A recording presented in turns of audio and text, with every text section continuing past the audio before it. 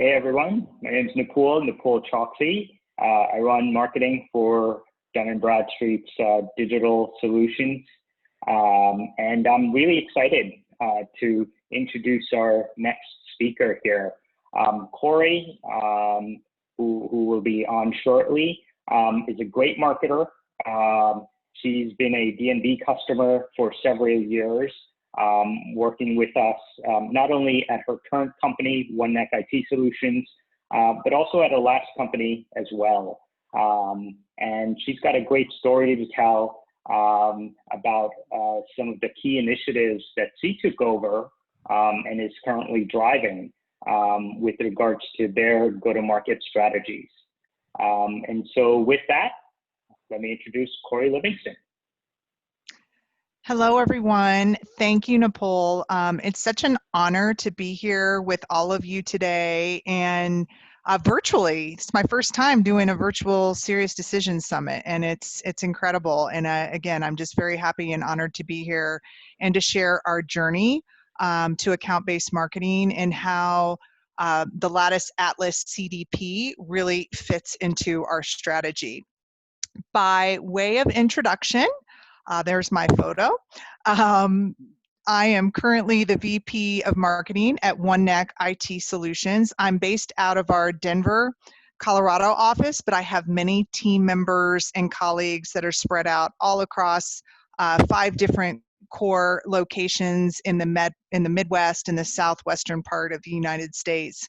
In this role, I am primarily responsible for vision, strategy, and leading the development of marketing programs and initiatives that drive brand affinity and market demand for our services and solutions so that we can achieve OneNeck's always aggressive sales and revenue growth goals. Additionally, about 6 months ago, I became the executive sponsor of our customer experience initiatives, given the tight linkage between CX and our brand promise to current and future customers. So I willingly took on that mantle, and we have been making great progress there. I've been a marketing practitioner for over 20 years, primarily in the B2B telecom and technology space. And regarding my personal hobbies up there, I think my colleague thought it would be really funny to refer to me as the world's #1 stand-up paddleboard expert. But I believe that honor actually belongs to a French woman named Olivia Piana. For me, it's just something that I like to do for fun out here in Colorado. So who is OneNeck? In short, we are a hybrid IT solutions provider that offers both traditional and modern IT services, solutions, and highly specialized advisory and technical resources to mid-market and emerging enterprise companies across a myriad of verticals.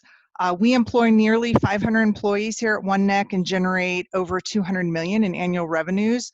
As you can see on the slide here, our portfolio includes IT infrastructure, which is essentially IT hardware, multi-cloud solutions, security solutions, managed services, and professional services. And what makes OneNeck different is that we enable our customers to move their business forward by freeing up their valuable and key IT staff to focus their energy and talents on strategic and transformational initiatives integral to the growth and modernization of their business, instead of worrying about their day-to-day IT infrastructure, which they can leave to us. And this is encapsulated in our newer tagline, keep moving forward, we got your back. So that's our brand promise to our customers. So enough about me, enough about OneNeck.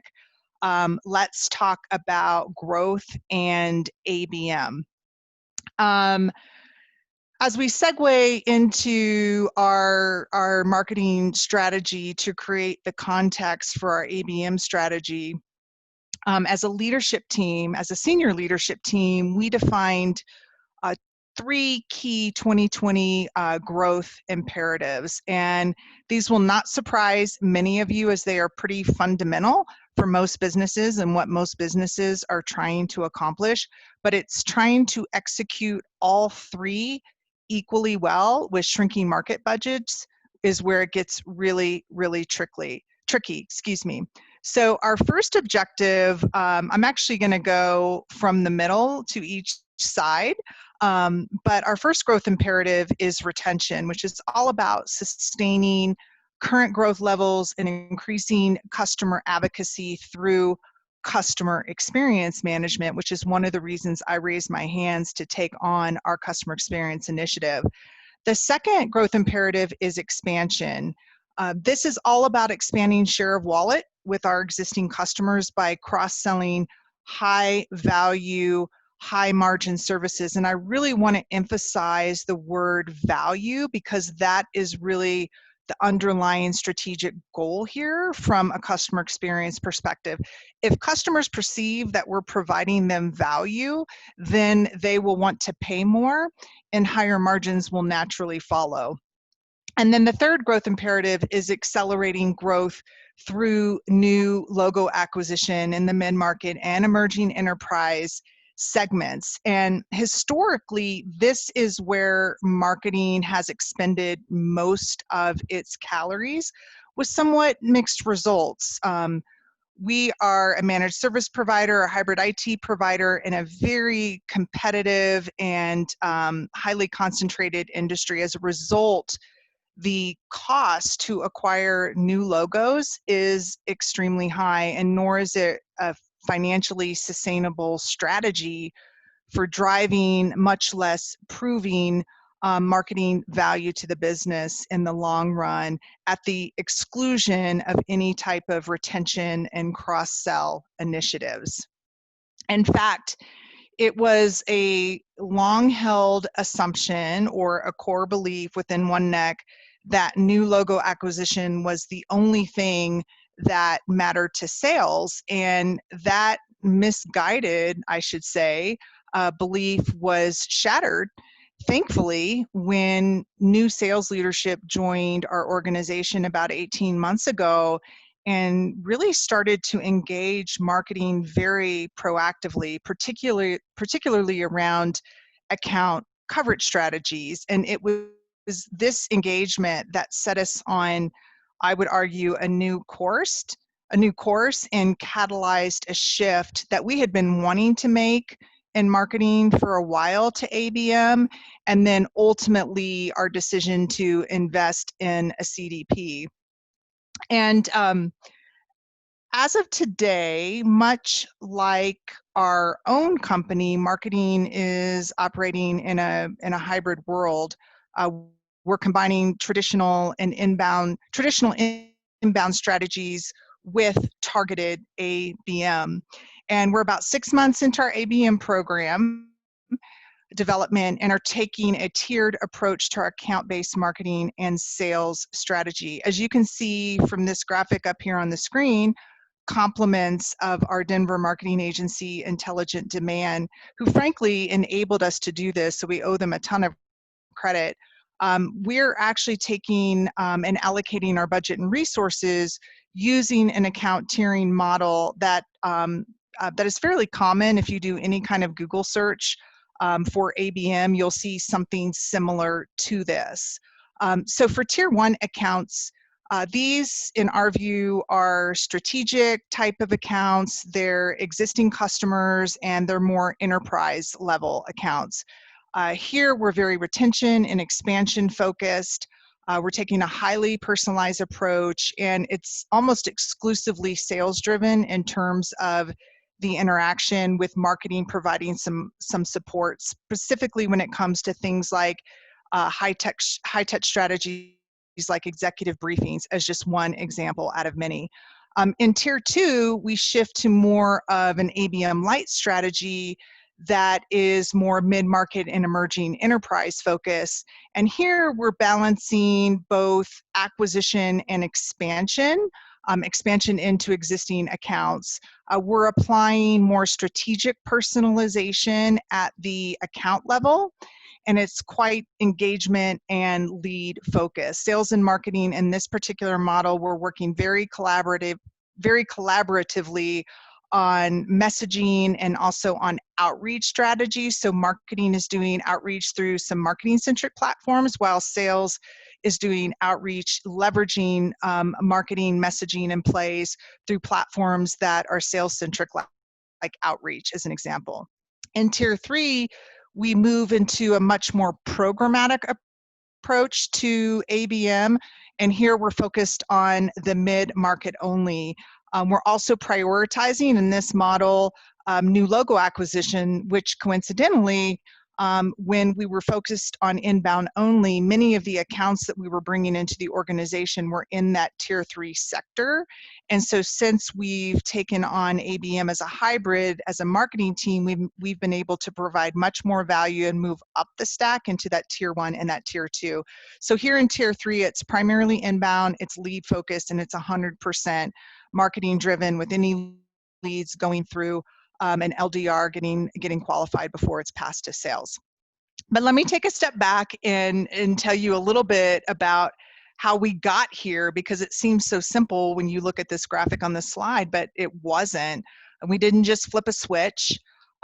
We moved a lot of everyone's cheese, so to speak, to get here. So back in 2019, as we were building out the corporate plans, top down, the senior leadership team, and then marketing was getting into its own planning for 2020, I walked into a planning session and I declared to my leadership team that we can't canoe over mountains anymore, meaning we can't keep approaching our GTM strategy the same way and expecting any type of exponential growth in what we're doing. We had to trade our canoes for horses, so to speak, if we wanted to scale the demand gen growth summit. And that's the end of my horrible metaphors there. But instead of pushing, what this involved really was, instead of pushing a top-down strategy that was very product-centric, right, that came out of the product roadmap planning, where we would talk to sales and we'd say, okay, here's all the corporate initiatives that are out on the table this year. This is what we're going to use to grow, and pushing those down into the sales region. We did the exact opposite. We said, you know what, we're going to start our planning from the bottoms up, working with sales and then aligning that back to the corporate level strategy. So the entire marketing leadership team, we got on a plane and we flew to each of our main sales offices to meet with our frontline sales leaders. We facilitated a series of what we called growth planning workshops based on this very model. We brought data sharing what we thought we knew about their business. So we brought a lot of data with us. We asked a lot of questions about how and where they were planning to grow. Where was their sales and revenue growth going to come from in 2020? Was it going to come from acquisition, retention, expansion? We didn't know. Up to now, we would just assume that everything was new acquisition and that's how we were going to drive growth. And then we said, where do you need our support? And to our surprise, they said, we'd like your support with existing customers. So they kind of shattered again a lot of those assumptions that we never seemed to stop and question for so many years. And this did a lot of, we laid a lot of groundwork, created a lot of terra firma for a joint account-based marketing and sales strategy from these workshops, I should say. And so just a little bit about the workshops, because I think this was really pivotal to our ability to align with sales and how we came in. We came in with some data, but we weren't telling them what to do. We were asking sales, hey, tell us, does this resonate with you? What's missing? And to our surprise, we were sharing a lot of things about their business that they didn't already know or have access to data, as an example. But our three primary goals of this workshop was to closely tie our marketing strategy to region and territory level priorities first, not corporate initiatives first. Second, understand how much of their sales and revenue growth they were expecting, like I said, from each growth segment: acquisition, expansion, and retention. And then finally, prioritizing and aligning accounts within our total addressable market, our TAM, using that account tiering system to each growth segment or quadrant, which I shared on the previous slide. Well, before I move ahead, I also just want to talk a bit about, okay, it wasn't like we did the workshop and then all of a sudden we were aligned and we got started. For ABM to really take hold in our organization, sales and marketing had to really pull together. I mean, pull together, having lots of meetings, following these workshops, pretty much twice a week, and focus our efforts on really prioritizing and segmenting accounts in partnership with the actual AEs. So we called this hand-to-hand combat. We spent one-on-one time with AEs, really working with them to understand their account base and them telling us what they knew about these accounts. Much of the prioritization work that they did with the accounts was very subjective. They didn't have a lot of data variables available to work with. We didn't have a lot to give them, frankly. So a lot of this involved their gut instinct, but it was a great place to start, since AEs are much closer to actual customer transactions than marketing is, and they're having the real conversations, right, with our customers.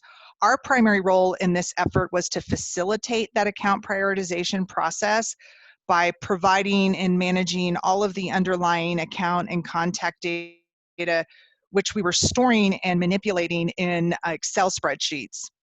While we weren't dealing with hundreds of thousands of account records just based on the size of our company, it was enough for us to know that we weren't going to be able to execute on any of this data and this prioritization at scale.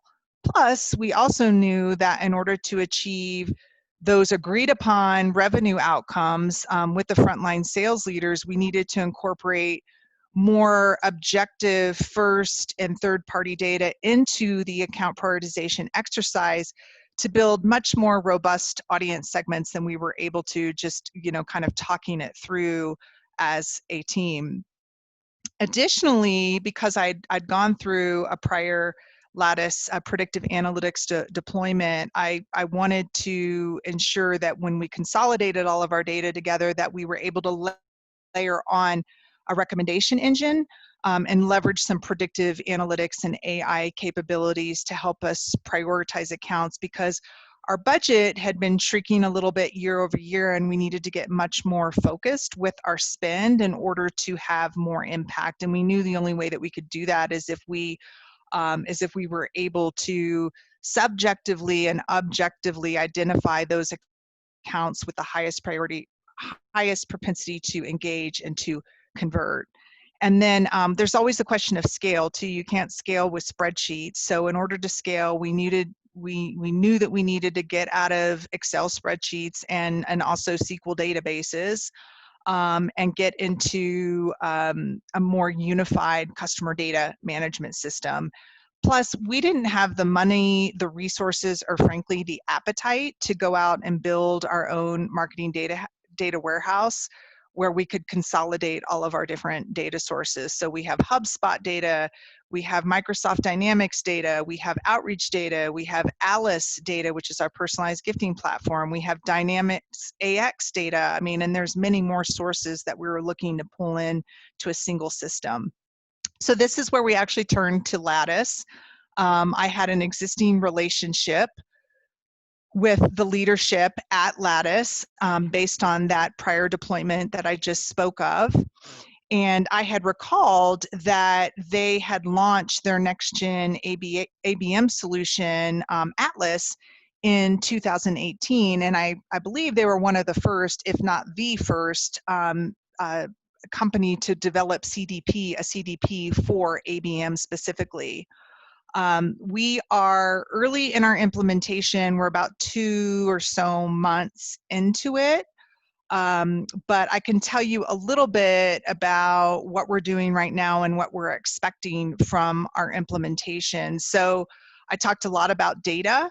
One of the things we're trying to do is just break down all of our data, break down our data silos, right, which is really hard to do by aggregating and consolidating all of that data. You see that on the left-hand side. That's just a sample of the systems and the data that we're looking to consolidate into Lattice Atlas. But we want to consolidate all of that into a single system, and we want to add more not just third-party customer data, but more of our first-party data, our behavioral and transactional data, to create some of these more robust customer profiles. We also really need to clean and combine. We need to clean all the data from these disparate data sets into a single account view. We have a lot of data strewn across a lot of different systems, like shards of glass. We have firmographic data, we have intent data, we have all kinds of technical data and behavioral data that we want to get into the single system to create that unified customer profile. We want to append our account data with additional external signals available from Lattice that we wouldn't normally have access to.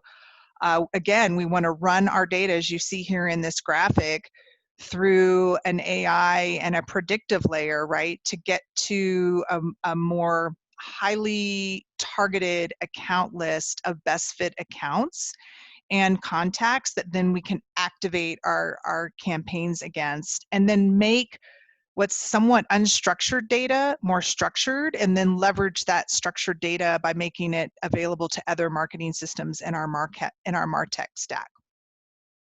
So if we can accomplish all of this that you see on here, then we are expecting to create a much more robust, ideal customer profile.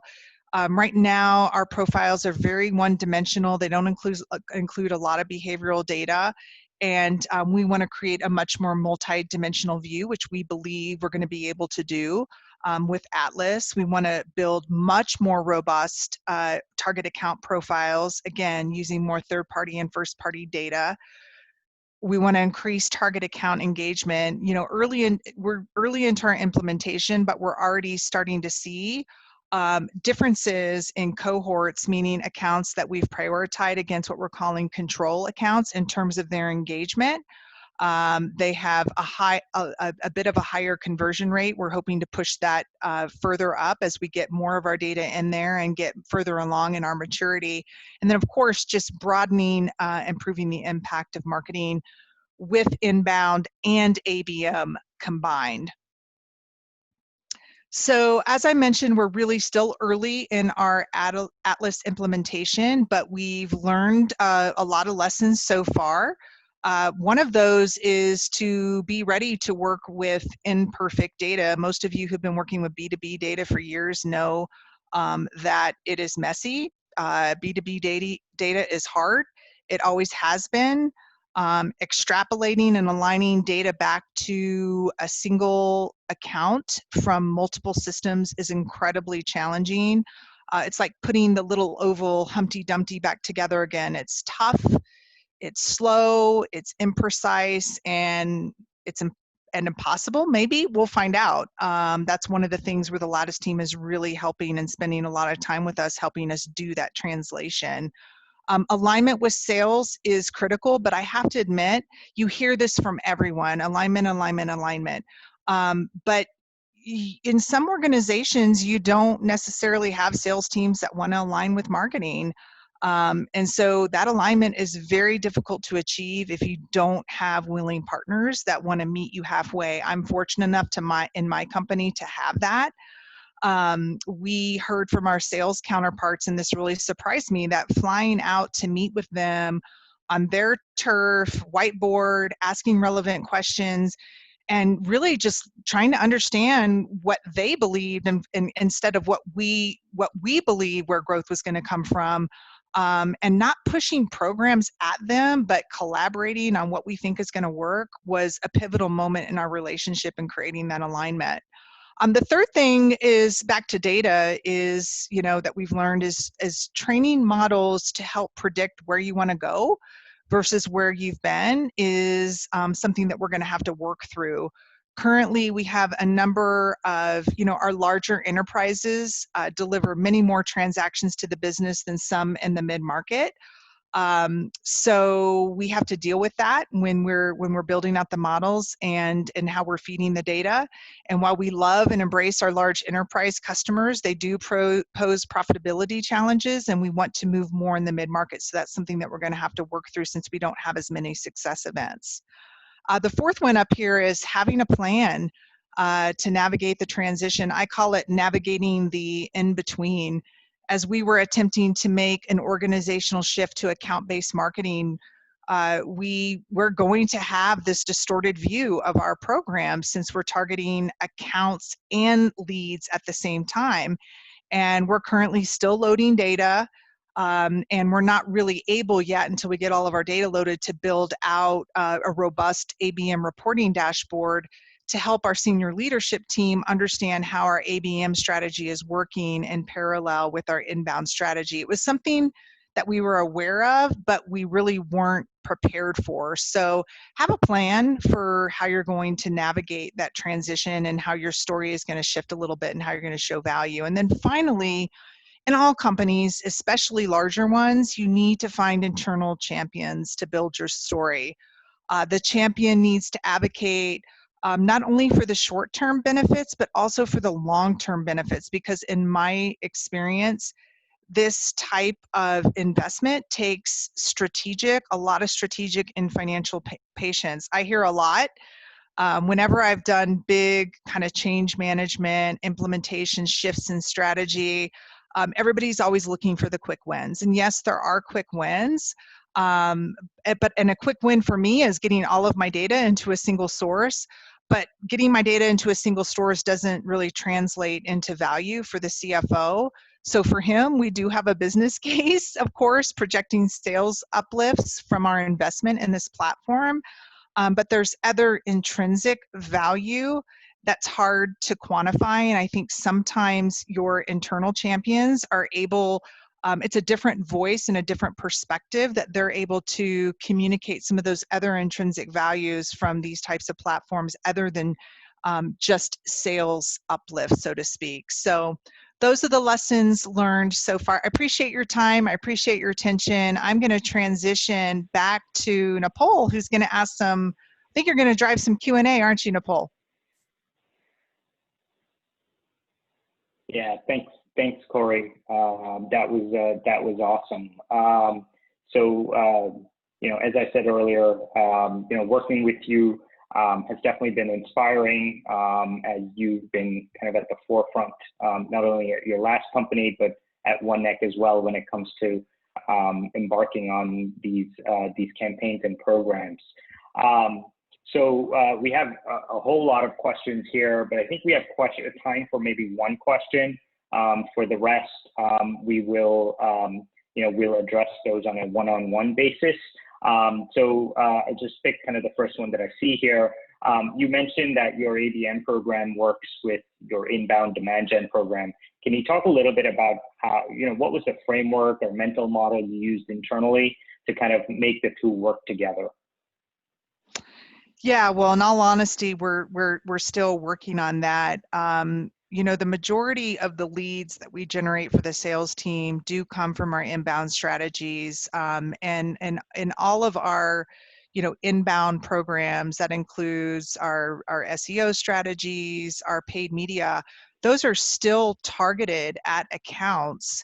But it's really that relationship between using things like SEO, where you're optimizing around keywords and not necessarily account profiles, and combining that with other inbound strategies that we would call paid media. Because if we're doing, let's say, account-based advertising and someone is clicking on a CTA, right, on that ad, and we're driving them to our website and they're consuming content on our website, and some of our Uberflip content streams as an example, that's still focusing on accounts, but we're also pulling in leads through SEO, right, that are traversing through our website as well. I think the difference is the amount of information that we're able to deliver to our salespeople. For those account type programs that are terminating into our website, we're able to collect a lot more signals. We know who they are.